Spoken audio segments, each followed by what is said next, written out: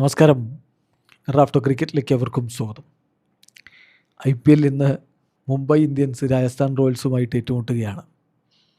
മുംബൈ കഴിഞ്ഞ കളി DC പരാജയപ്പെട്ടു. അതേസമയം മികച്ചൊരു പോരാട്ടത്തിൽ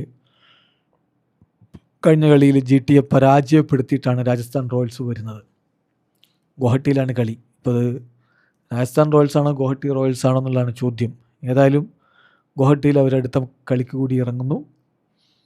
മുംബൈ ഇന്ത്യൻസിനെ പൂട്ടുമോ എന്നുള്ള ചോദ്യം നിലനിൽക്കുന്നു. മുംബൈക്ക് കഴിഞ്ഞ കളിയിൽ ഫിനിഷിംഗ് ഒക്കെ ഒന്നും മോശമായിരുന്നു. അതിൻ്റെ കാരണം ഹാർദിക് പാണ്ഡ്യ ഇല്ല എന്നുള്ളത് തന്നെയായിരുന്നു. ഹാർദിക് പാണ്ഡ്യക്ക് പരിക്കിൻ്റെ പ്രശ്നമല്ല, അദ്ദേഹം അൺവെല്ലായതുകൊണ്ട് അസുഖമായതുകൊണ്ടാണ് കഴിഞ്ഞ കളി കളിക്കാതിരുന്നെന്ന് ഓർക്കുക. സോ ഈ മത്സരം കളിക്കാൻ ഹാർദിക് പാണ്ഡ്യ അവൈലബിൾ ആണ്. അദ്ദേഹം കളിക്കും, നായകനായിട്ട് അദ്ദേഹം തിരിച്ചെത്തും. അപ്പോൾ അവരുടെ ഒരു പ്രബിൾ 12 നമ്മൾ നോക്കിയാൽ രോഹിത് ശർമ്മയും റിയാൻ റിക്കിൾട്ടനും തന്നെ ചേർന്ന് ഓപ്പൺ ചെയ്യും. QDK വരുമോ എന്ന ചോദ്യം പലരും ഉന്നയിക്കുന്നുണ്ടെങ്കിലും അതിനുള്ള സാധ്യത ഇപ്പോൾ പ്രമുഖ ക്രിക്കറ്റ് പോർട്ടലുകളൊന്നും കാണുന്നില്ല. നമ്പർ 3 തിലക് വർമ്മ, ദെൻ സൂര്യകുമാർ യാദവ്, അതിനുശേഷം Naman Dhir, Hardik Pandya number 6, then Sherfane Rutherford, number 8 Mitchell Santner, then Shardul Thakur.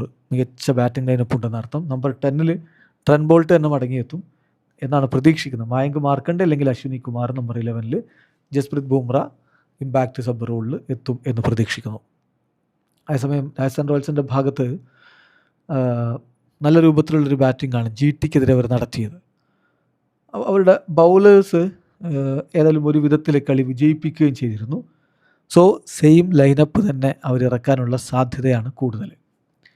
ഇപ്പോൾ രാജസ്ഥാൻ റോയൽസിൻ്റെ ഒരു പ്രോബിൾ 12 നോക്കിയാൽ Vaibhav Suryavanshi, Yashasvi Jaiswal, Dhruv Jurel, Riyan Parag, Shimron Hetmyer, Donovan Ferreira, Ravindra Jadeja, Jofra Archer, Nandre Burger, Ravi Bishnoi, Tushar Deshpande.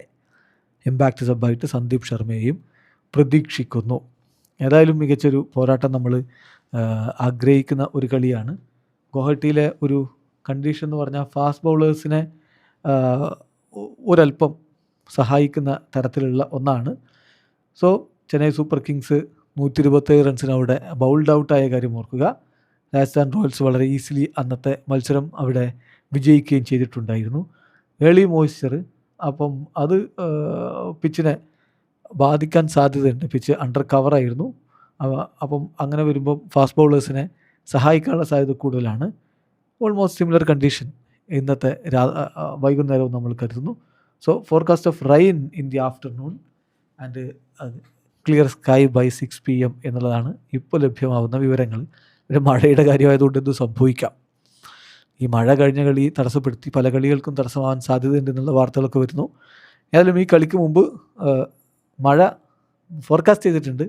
എങ്കിലും വൈകുന്നേരം ഒരു 6 മണിയൊക്കെ ആകുമ്പോഴേക്കും സ്കൈ ക്ലിയർ ആവും. പിന്നെ മുംബൈയുടെ സ്കൈ അടക്കമുള്ളവർ പൊളിച്ചെടുക്കും എന്ന് കരുതാം. വീഡിയോ അവസാനിക്കുന്നു.